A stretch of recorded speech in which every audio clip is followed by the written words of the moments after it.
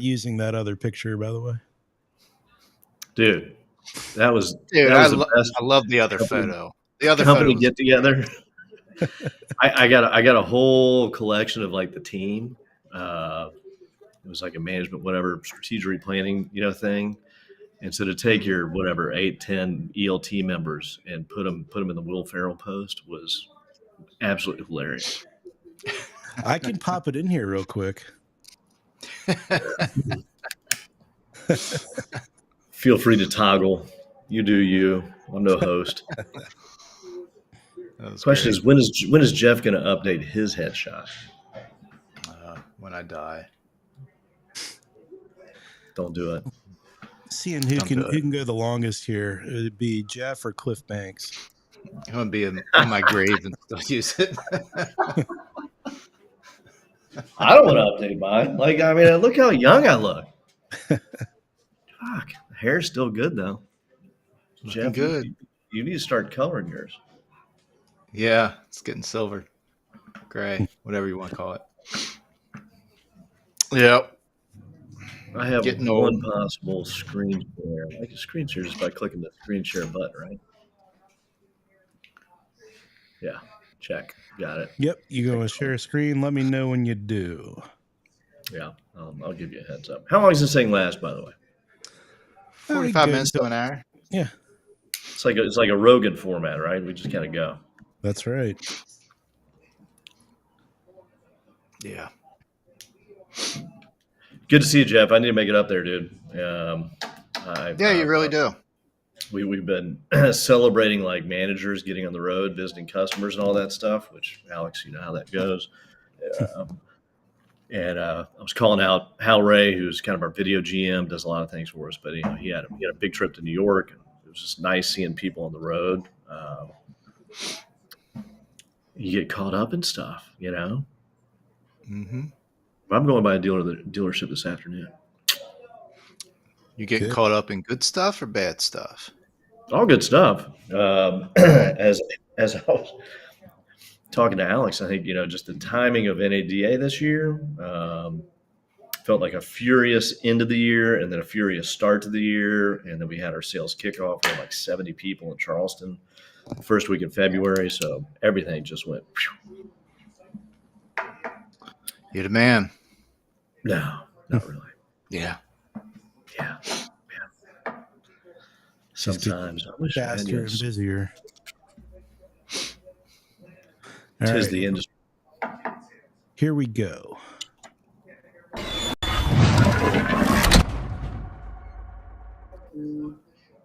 All right. Now we're officially on. Welcome back, Brice. It's good to be back. Good to see you guys. It's been a while. Yeah. They too. I have to invite myself. You guys don't have a very good like rotation system for inviting others, so that's not true.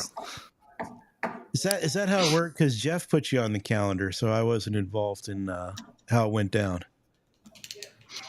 I'm pretty sure I was making fun of that. Brice reached out to me. Yeah, that's how it went. I think I forwarded something to you. It was a provocative industry statement. No, maybe I was making fun of you or something. We were laughing it up. That sounds more like it. And then you invited me, which thank you. Thanks for having me, guys. Yeah. Well, always. You've been up to a few things, especially since last time you were on. I think last time you were on, you had recently acquired the service product. Fixed Ops Digital. Yeah. Yep. Mm-hmm. How long ago was that? So that was 15 months ago. And it's actually probably kind of timely that we're talking today because whatever I said 15 months ago, about what appealed us to Fixed Ops Digital and the team and the assets and all that, I think just now here in 2025, we're kind of demonstrating to our customers the full impact and story of, which I'll get to. But yeah, that was on the heels of another acquisition 2 months prior, SnapCell, our video product. Right. So I'm sure. How's that going? It's good.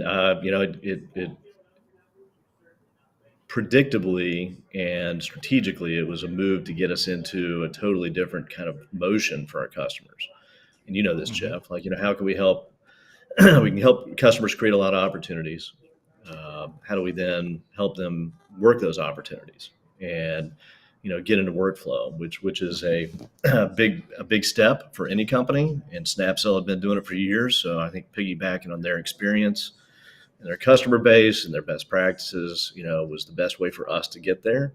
We'd kind of done it with AutoBio in mid 2024, but bringing Snapcell, into the portfolio really helped accelerate that.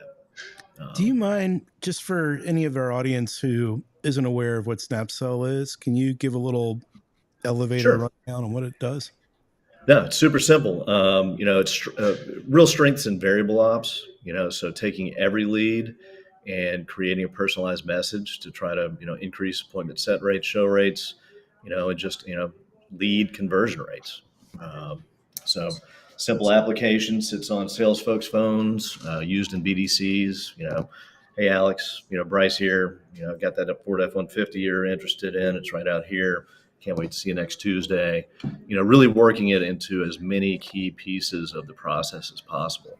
If you look at our customer testimonials and take a look at, kind of our Instagram feeds where we've got, some customers, demonstrating how they're using it in the stores, they give it more justice than I can. But in a world of bad lead response, bad dealership communication, video is going to get seen 3x, 4x more. Highly engaging and, very easy to use. So that's it. We work in the service department. That's I think just kind of a no brainer for dealerships. RO approval. Let me show you what we're getting ready to fix, versus calling you back all the time and telling you. But I think our strengths really lay in variable ops. We'll be expanding kind of our fixed ops, capabilities in the future. Yeah, it makes a lot of sense. You mentioned lead response with Snapcell. Like, we use Loom at Frickin' Tech, and when our salespeople don't use it, the response rate on their emails plummets. When they do use it, they get demos scheduled. Yep. So any good B2B company, certainly every lead is golden, so handle it with care. And in automotive, I don't know, Jeff, you tell me. I mean, every opportunity is worth thousands of dollars, certainly like lifetime value, and, the competitive environment, for dealers to retain customers, across the life cycle, from lead, to sales, sale to service to sales is probably never been more competitive in my view. What do you see? You feel sheltered up there? And before we jump into that, who just had an ambulance or something going by? That's me. Oh, okay. Yeah, we were picking up all of that, Brice. I'll mute out when I hear them. You're fine. They went the other direction, luckily. Yeah. If they go this direction, you'll hear it big time. We've had 2 Refresh Fridays, and both of them were on me, where one of the buildings I was in, somebody pulled the fire alarm once, and I couldn't. We had to leave and couldn't exit the show, and so the live feed sat up there for like hours. Nobody there. That was Dean Evans was on for that one, I think. I believe you're right. Yep. That's a while ago. Bars, yeah. That was pretty funny. All right, sorry to take the detour there. No, good reminder though. If you just see me mute, just talk amongst yourselves. And, well, that's a scary proposition between Jeff and me. We're going to go down some. We always go down some crazy rabbit holes. Yes, you do. That's what everybody loves about the show, though. Yeah, usually not automotive related. So anyway, so what was your question again before I really derailed this whole thing? Just competitive market. I don't know. I mean, I'm always curious to hear, Jeff's view. Yeah, living in retail is super important to me to understand kind of, hey, how's business? I read all the articles you guys read and look at your forum and get people's impressions. But what's kind of your personal take, Jeff, and specifically just around opportunity creation, conversion rates, selling cars?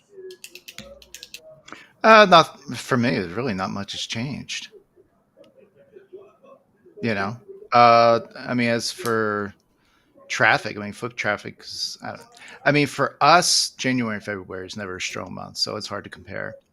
Yeah, These are probably typically our two worst months of the year, with December typically being one of our better months out of the year. So we get this nice high, then we get the sugar crash in January and February. and then you try to stock up on some used inventory and get ready for the spring kind of thing. Pretty much. Yep. But I don't know. We got a CarMax being built right beside us. Well, Oh, really? a little bit. Yeah, I'd say about a couple thousand feet down the road. Yeah, it's not done yet, but probably will be here this summer. So we'll see what that brings. I never really worry about that too much. I figure it just brings more foot traffic, especially since we're high end or luxury. It's typically all we carry, even in the used, unless someone trades in something half decent. That's an off make. We'll hold on to those and retail them. But I don't know. It's typically not much competition on that level. But What about trade appreciate the additional acquisition? foot traffic. What about it? Well, I mean, you think CarMax is going to change the way you guys are looking at buying cars? Dude, if we haven't from changed consumers? by now, we're probably not going to change. I would love to, but it takes a few people to spearhead it, not just one. Well, you'll have more people walking in with their CarMax offer, perhaps, saying, "Can you match that?" That could potentially happen. I mean, we've got one in Frederick, about 25 minutes away from here, so that already occasionally happens. But we'll probably see an uptick in it. That's fine. That's just an easier objection to overcome. Totally. Yeah. Well, what are you doing sitting here? Go buy it. So we'll see. We'll see. You ever send customers to CarMax? What's that? You ever send customers to CarMax? Yeah, it happens. Yeah, it happens. I mean, CarMax's been around for a while, actually, ever since I was selling. So, I remember using, hey, take it to CarMax. But typically, if something like that happens, it's because you have a manager it's not working well with you. They're not, because the manager doesn't, or whoever's appraising the vehicle, they don't want to put a number on it right away, or they're making you jump through hoops. So I think a lot of times you end up saying that out of frustration from the salesperson to the consumer, because you've hit a brick wall at the dealership for whatever reason. So he's like, just take it to CarMax and then bring back their offer. It's like, why would you do that? Why would you send the customer out your door to go get an appraisal somewhere else and then bring it back? Why take that risk? That's up there with your presence as your leverage. Yeah. Well, I can only guarantee 100% of those people will not return. It could be 99%, but 100% of them will not. I'd put maybe 98% on it, not 100. I've had one or two people come back. I can't believe John Quinn doesn't have another 10 calls on his schedule right now. Get on him. Get on him. Since he went to work for you, I haven't heard much from him. So you are a bit of a slave driver, I'm assuming. Yeah. We don't hear anything from Quinn anymore. Nope. He's not on the forums. Yep. I thought you locked him me. I don't slave drive. I hire people to help me slave drive. But To toot John Quinn's I believe that horn, too. though, I totally believe that. that's called scale, man. That's working on the business, not in the business. But no, to toot John Quinn's horn, and you were Don't asking do that. about those acquisitions. 2024 for us, was a mountain of work to go through. The hard things like integrating these products, integrating the companies, and I think NADA was kind of our coming out show. Really showing customers, all the I thought you were things. already out. Well, in a platform way, Gotcha. but I don't mind coming out multiple times. It's okay, Jeff. We've redefined our the trade pending portfolio a few times. Yes, you Uh, have. no, but John's been at the helm of really designing everything. That demonstrates a single platform with all the trade pending products talking to each other, benefiting each other. Uh, that has been a pretty heavy lift. But now, we're able to, take a look at new products that kind of prove out all the theses that we developed in buying companies and integrating them, like you put in the intro on ValueWatch, which we'll talk about at some point. Yeah. Well, we But also put in there. yeah, go ahead. Well, we also put in there that you've been on an acquisition spree, and got to ask again. I think we asked last time too. How many rebrand conversations are happening at Trade Printing? Uh, well, a lot.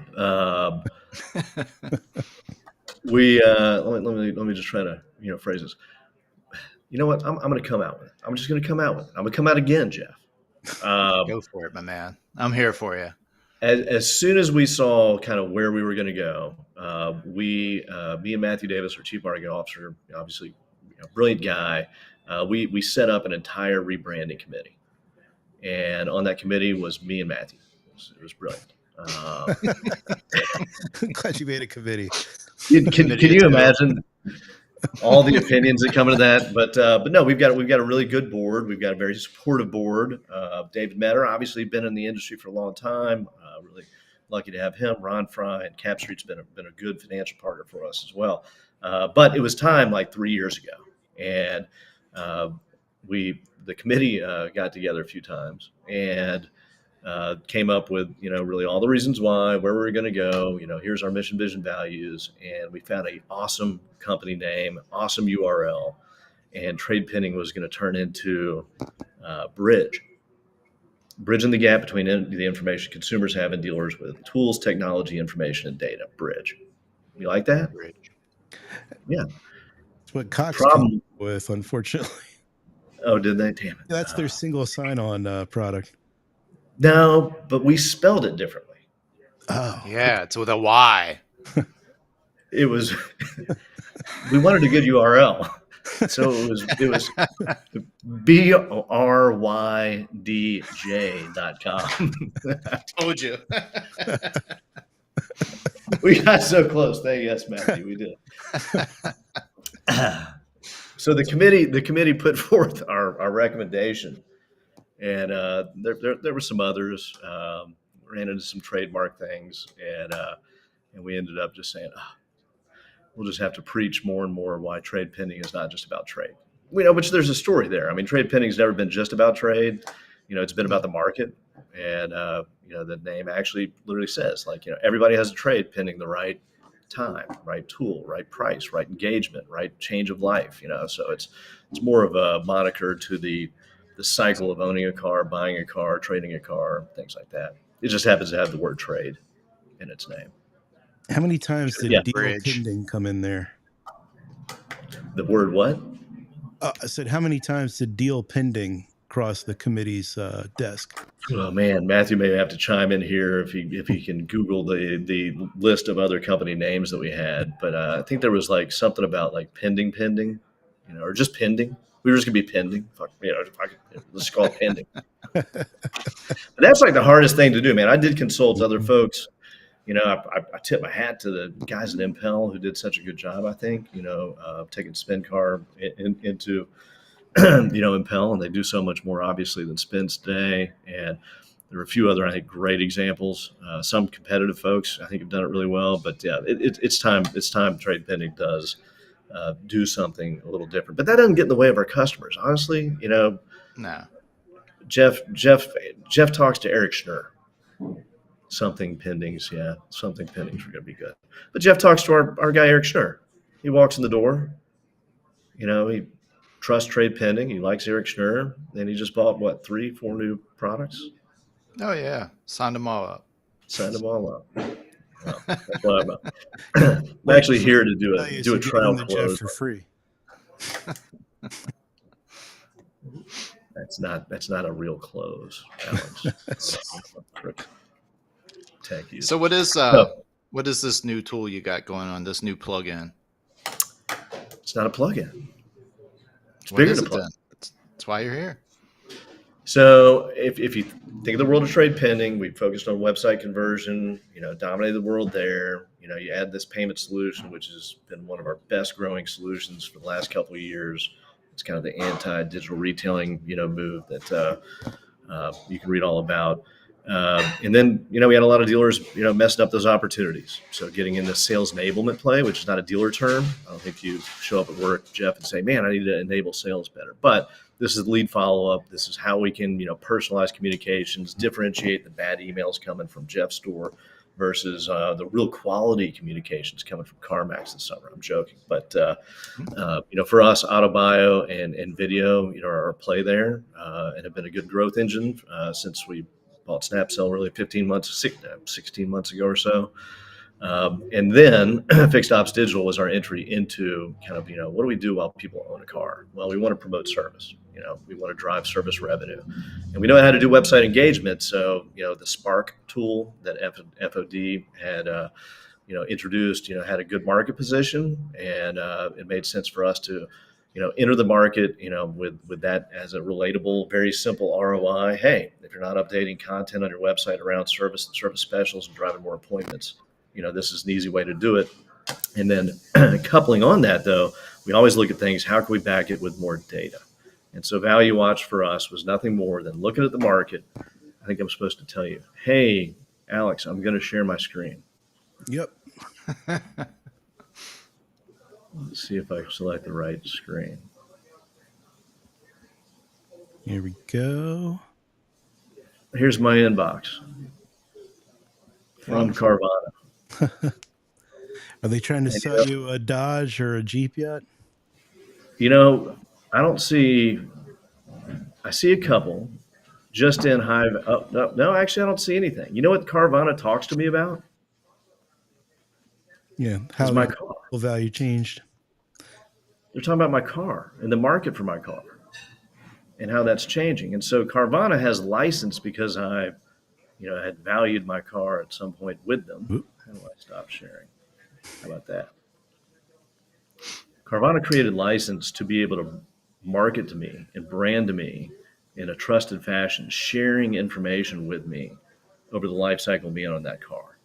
Every dealership has to do that. I can catch ad hoc opportunities in your website and create a great ROI story, but through the ownership cycle that's gone now from 10 to 12 years, there are a few things that dealerships can talk about. It's good to talk about your service specials.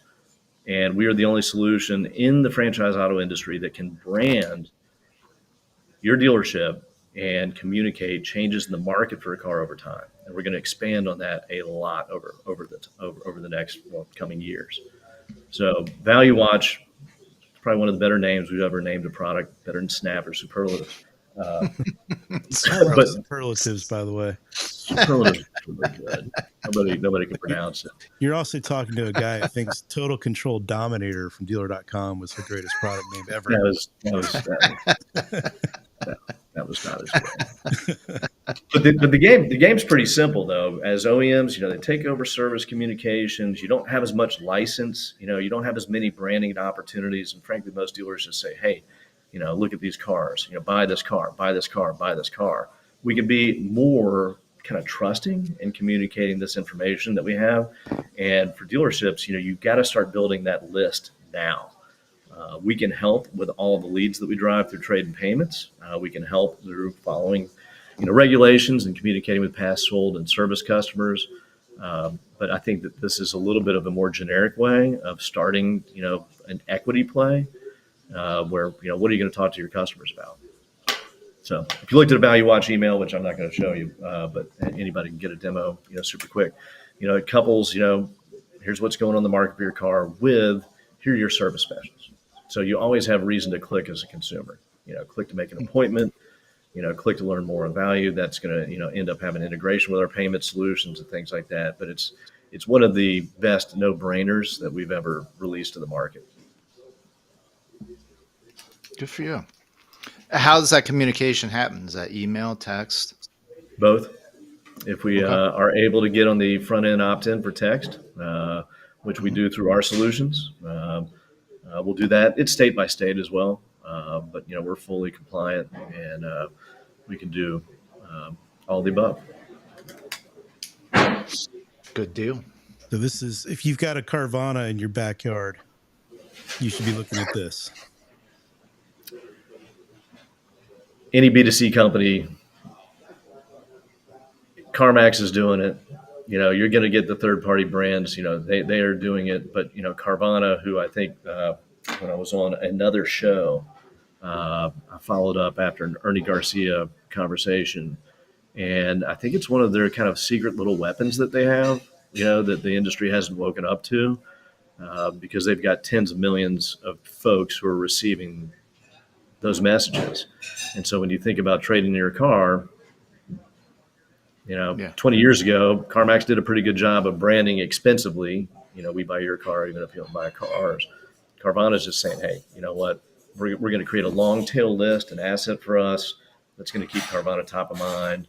And if Mercedes-Benz of Hagerstown doesn't recognize that they need to do that themselves, then, well, they need to get a different director of marketing. I would agree.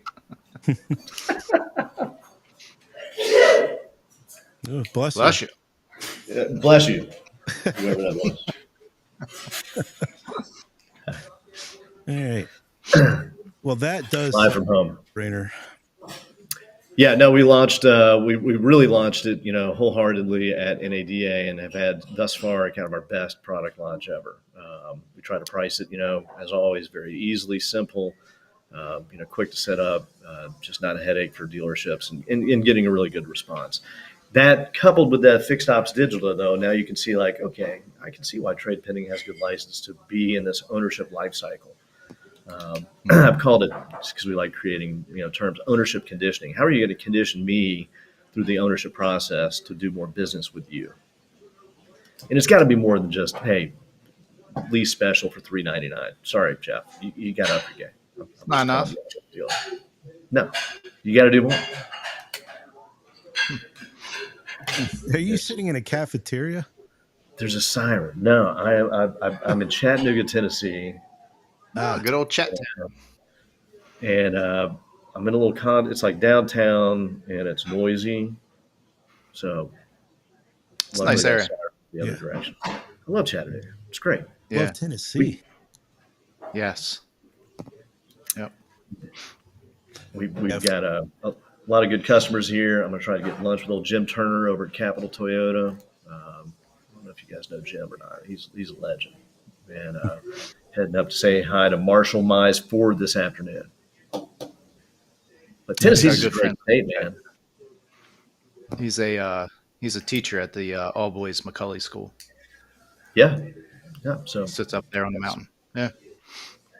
I know Macaulay. Are you rolling solo on these trips?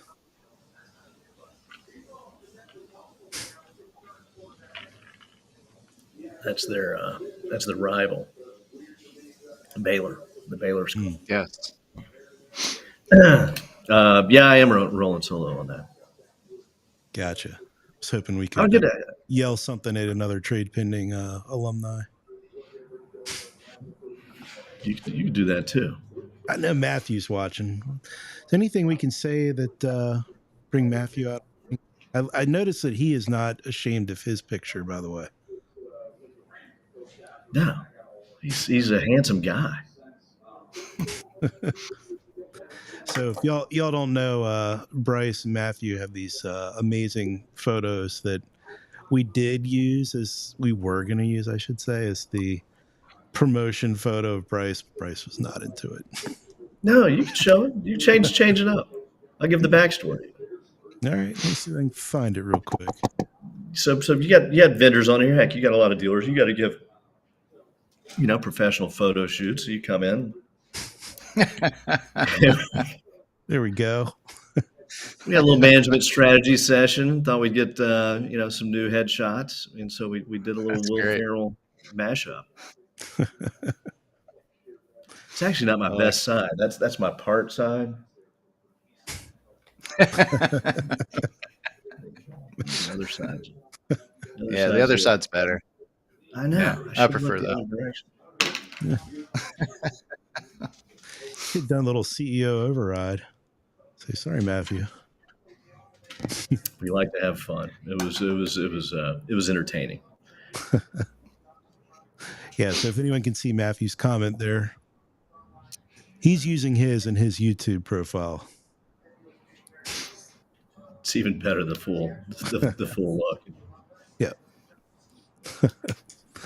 I don't think I've got that one handy on my hard drive. I didn't save it.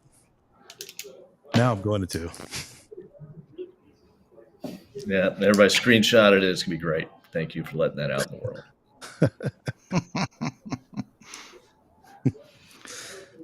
So as you're visiting these dealerships, what's some other pain points that you're running into that dealerships are having right now? Well, I don't know if I'm going to teach your audience anything that they don't already know when it comes to inventory and affordability, challenges. I'm not talking to dealers about tariffs, but man, those things are hitting the public markets hard. So let's not get into tariffs. You guys should bring on like an economist to talk about tariffs. Well, we've Is your tried. audience ready for that? We've got till about April 2nd, right? And then the car manufacturers were given an extra 30 days beyond that. Mexico, at least, yeah. Mm-hmm. But it changes every day. So, I mean, outside of Europe, I think there's still deals being made. Yeah, I think Europe's kind of shut us down or shut us off, but Canada and Mexico are still talking. Well, the more things change, the more they kind of stay the same, Jeff. Which for us is all about opportunity creation. So when we look at shoppers and their habits on websites, affordability is a huge crisis right now. You've seen it in your own store. What was the average payment you quoted out last month? Mercedes store, $1,200. It's astronomical. But luckily you've got a lot. So that is top of mind for consumers, and so we try to work with dealers to figure out how we can not ruin opportunities for them, but tee them up for better conversations around affordability, i.e. Our payment solution that has been as I mentioned before, kind of one of our fastest growing products over the last couple of years. And then used inventory being down, I still think that dealers are struggling with figuring out how to source. But NADA, as I always look at the data every year, 80%. It was the highest ever last year. 80% of used vehicles retailed came from consumers. Mm-hmm. So at every catch point that you can, you've got to prime that pump. And they did that while, by the way, used vehicle sales has gone down every year. And it wasn't record low necessarily last year. It wasn't a crisis year, but the competition, obviously, for sourcing used vehicles and selling used vehicles has never been higher. And it's getting ready to be harder in Hagerstown. Probably. Yep. So no, that's what we talk about. I think the reality is you still have, I think, a lot of untrained sales folks in dealerships that are coming off, 2020, 2021, where it was very easy to make, plan, make money, sell cars, and today, I think dealers are looking to put tools and process that it can be used by anyone. Um, and what I see is like that next generation of car sales folks. They love using tech, and they have no problem branding themselves. I love our auto influencers. I'm not kind of cool like this. This ages you and me, you and me, Mm-hmm. and you guys. But these guys are building like huge networks of Instagram followers and TikTok followers, and their content is driving people's awareness to come do business at that dealership and buy a car from that sales rep. Mm-hmm. That wouldn't happen 10 years ago at all. Mm. So if we can Not help like them with this. yeah, what goes on in Hagerstown? I mean, I know you're high, you're luxury. You don't have to. I mean, yeah, we've got an older set of clientele and employees mostly. So I don't have any really standout stars that are really leveraging that. Our Toyota dealership, there's about 3 or 4 that do a really good job utilizing IG and TikTok. Yep. Yeah, a couple of them. I think they also, because they can go in, they can plug it into all the different formats. So I know the one has a uh, pretty well known Facebook page that he still leverages quite strong. But no one here. I've offered to help, but can't make them do it. Here's something came across. In sleepy little Vermont, there's a Nissan store that is moving the Arias like crazy, and they've always been this way. They've figured out in Nissan you can get quite creative with their incentives, and what they do is they go and figure out the cheapest lease payment, and then look at, can you do a one pay lease? Can you do some combined things with outside places? Like in this particular case in Vermont, Green Mountain Power is giving a $2,000 rebate on EVs. And so you've got like a $19,000 or $20,000 rebate on the Aria. So they're taking those two, combining them. You're taking a 50 plus $1,000 Aria and turning it into a one pay lease at $4 to $5 grand, all in, taxes, tags, everything included. And it's a killer deal. And they we just got my mother-in-law one of them, and Oh, really? so on that, like your lease payment was less than 200, was 193, I think, was her lease payment on that car. 1,800 bucks out of pocket, something like that. And so they just Can't get beat that. creative with these things, and the way they're advertising it is not. This one kind of surprised me. They're using the buy and trade groups on Facebook. So if you're familiar with those, I think every local market has some sort of trade stuff or whatever, and they just go in there and post that deal. And that's the only place they've been putting it. And then they started to put it on their website, but it took off. So that group of people just started buying them. They were selling like 30 to 40 of these a month. Arias, where all of their Nissan stores are like, don't give me an Aria. I don't want these things. They don't sell. Nobody wants them. I can't get rid of them. And these guys in Vermont are like, give me all the Arias you can give me. They're crushing it. Got you for 2 of them, True. so it works. We definitely bought the deal, not the car. But I do like the car. That's not bad. But What are you driving, Brice? I've got a Porsche Cayenne and a Toyota Oh, of 4Runner. course. you've What? had the Cayenne for a while now, right? Yeah, yeah. My wife loves that one. Tell you, man, if you're a That's why she's with you. firefighter and you want to be busy, come to downtown Chattanooga, and you will never be busy. No, and no, I tried out a Rivian, Oh, really? and yeah,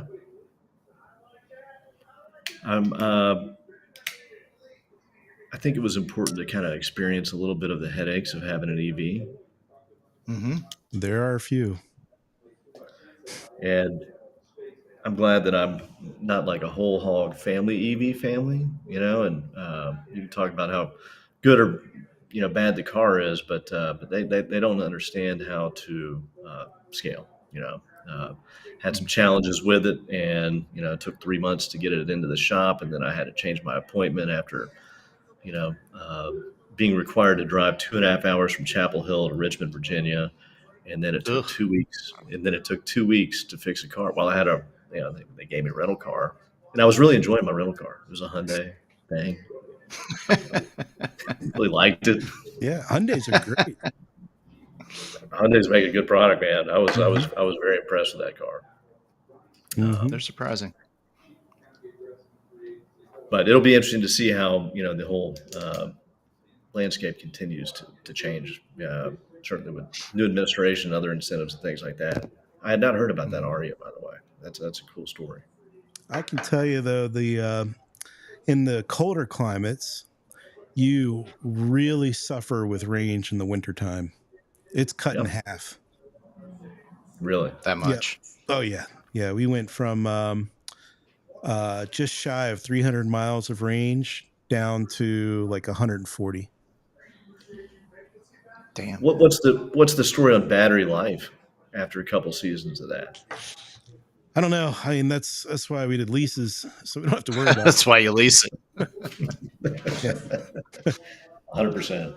If they come back at the end of the term and say, "Hey, look, here's this crazy low buy price," we'll definitely consider it. We've got a 15-year-old in the house, so although the thing is stupid fast, off the line in a drag race, it'll win.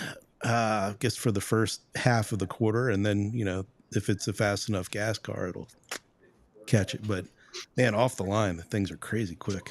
I like that. That's good. Yep. Hey, I got a question for you guys. So you've known me for a long time. You've known Trade Pending now for 11 years, incredibly. And Jeff passed up being the initial investor in the company. I did. Summer 2024. I remember it like it was yesterday. Okay. Let me show you this new thing. No, no. But Trade Pending, and my question is like, what would you like to see Trade Pending do in the next 3 years? As a Well, retailer, Alex is a very I will take informed. notice. You're one of the first vendor websites I've been on that doesn't have some type of AI product splashed all over the homepage. So we need to do more AI, You to get into AI. Yeah. or at least put it on our website. Yeah, That we just put it on your website. okay. Just say it's AI powered. Got to keep Is up that with the really? Jones. Hmm? We do utilize AI. All right, well, take note on that. Well, I We'll put didn't it on know our that. website. Maybe you should. Yeah. Why not take advantage of it? How are you utilizing it? Well, we utilize it internally, quite a bit. Okay. Just not only on code development and other processes, like that, but also in our marketing engine. Okay. Some of our messaging, to customers, we certainly use AI. But internally, I mean, we've used a combination of, I'd say, AI and machine learning for our data collection, since we started the company. Um, That so makes sense. empowering dealerships with better responses, that's easy. Everybody's doing that. I don't feel quick to maybe Matthew and I are just older in our tenure, to think like, I don't know if you're going to buy it just because it says we're using a lot of AI, Jeff. I'm not disagreeing with you. I'm just pointing out something obvious. All right, I'm writing it down. Sort of like those I thought glasses he you're was wearing complimenting you for not having it up there. now. Sort of was. I Being thought he facetious was about too it. at first. There you go. Matthew says you use AI to help you use more AI. You know what, Jeff? We should do an AI show on how we're I using took a it. note There on we that. go. Perfect. Put that. Thank you, Jeff. That should be your homepage, We can do that. or with that swinging chicken that you always have, or whatever that thing is. The whirly bird. The swinging chicken. That is the wobbly bird. The swinging Yeah, the chicken. wobbly bird. Oh man, we're gonna have fun with that. Swinging chicken, Matthew. Let's work up a video of the swinging chicken. What kind of like is it swinging, or is it the other? Oh, the Or rock. is it a I don't swinging? know that rocking bird that you always have on your website. Yeah, You've it's the used wobbly it in bird. other places. That one. There you go. Yeah, there you go. Look at that. Yeah. We all have some trade pending behind our desk. We love sending good people lots of things. Yep. So All right, so AI, Alex, what would you like to see TradePending do? Yeah, I could absolutely do with some more API connections there. I think Expand our API. Have a deeper conversation on that topic after this call. Yeah. So what's interesting about our API business is if you mapped out the number of inquiries that we've had to do business with different partners over the last 7 years, 8 years that we've had the API.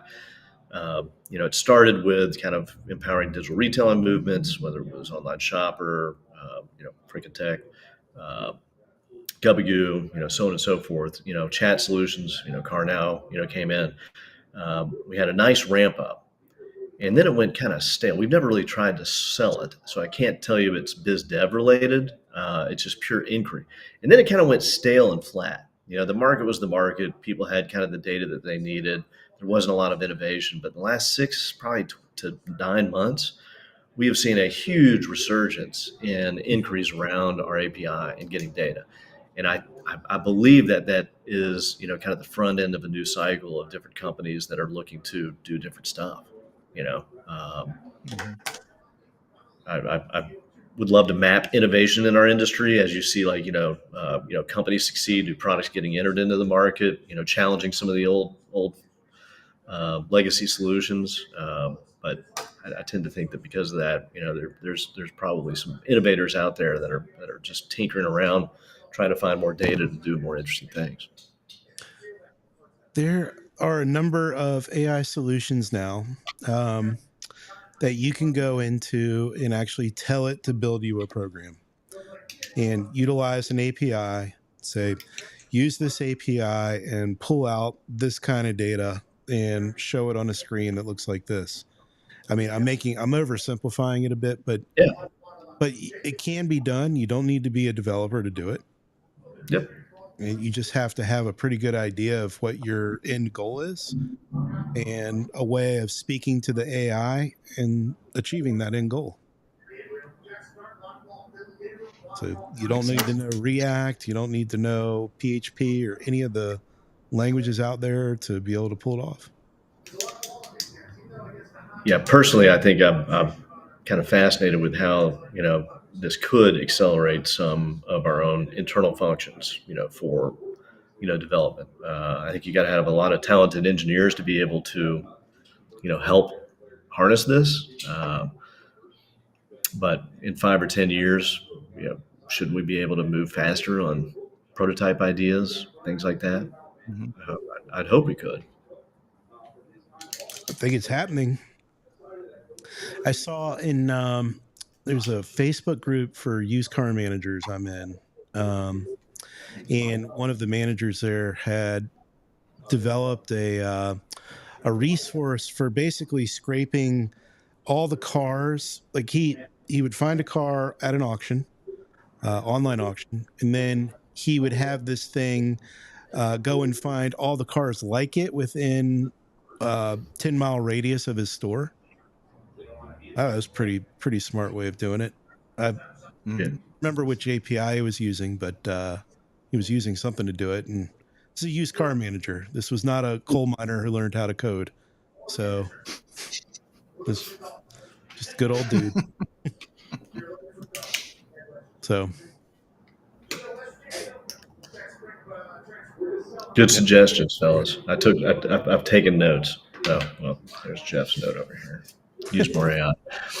Well, we've tinkered with it, but I think for us coming off, you bear a responsibility when you do buy a company, and either you're going to, not put forth any effort to integrate the solutions, or take on the task of actually, showing a single pane of glass, a single screen of what trade pending is doing and can do for a customer. And that's been our priority the last year. That's John Quinn's creation. We call it dealer console, but that's a unique position in the market that we have versus other trade-in tools or other video solutions or other think service offering types of things. And if we can show dealers all that connectivity in one application, that's kind of been more important than applying just an AI layer to one of those products for us. Check it out. I've lived through one of those before, although much grander scale. After dealer.com, DealerTrack, Cox. And launching, you've had a lot of successful launches, Alex, but launching a fresh CRM is I'm not going to say it's easy, but it's easier than integrating, multiple solutions. And, this goes back to my time at Dominion and just seeing how, I think that it's easy for a company to lose opportunity if you don't move quick to do all of that. And so for us, we really wanted to do the opposite and try to move as quick as possible. But like I said, you've got a responsibility to do it. Otherwise, you're just showing up at Jeff's store saying, hey, bought this other company. Why don't you take a look at their solution instead of seeing, oh, wow, okay, I can see how AutoBio integrated with video makes a great enablement product, or how, payments powered by trade data, creates a better experience for a consumer to understand, really net payments opportunity. Not buying the car, we're not digital retailing, but we're factoring in, trade values, factoring in, other considerations that go through the process.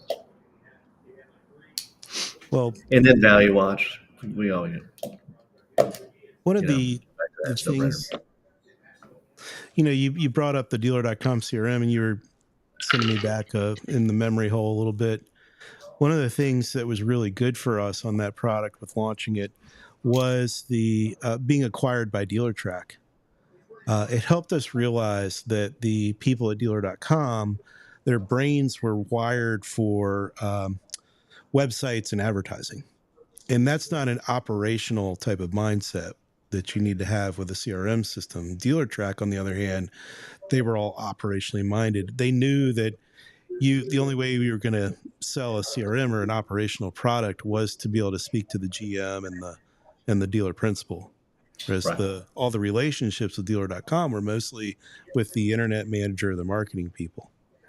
Yep. So you do pick up some of that in some of your acquisitions too, some of those relationships. It creates a more complex sales engagement, because you have to get buy-in across absolutely, all of them. And, the glory days of 2014, walking in and talking just to the internet manager to buy a trade for $500 a month, that's not that we don't have that today. But to continue to grow, you've got to have multiple departments, depending on you, collaborating with you, unlocking more value, in your solutions. And so, trade pending, I think, is kind of in our, I don't know, call it like the fourth or third inning, to trying to develop, that full dealership solution across all departments. GMs are interested, dealer principals are interested. Sometimes they're very hard to get interested in things, but we're getting more and more folks, understanding all the breadth, the full breadth of what we can do. Thanks for the compliment on the glasses. If you want some, I can send them to you. Thank you. 5 minutes later.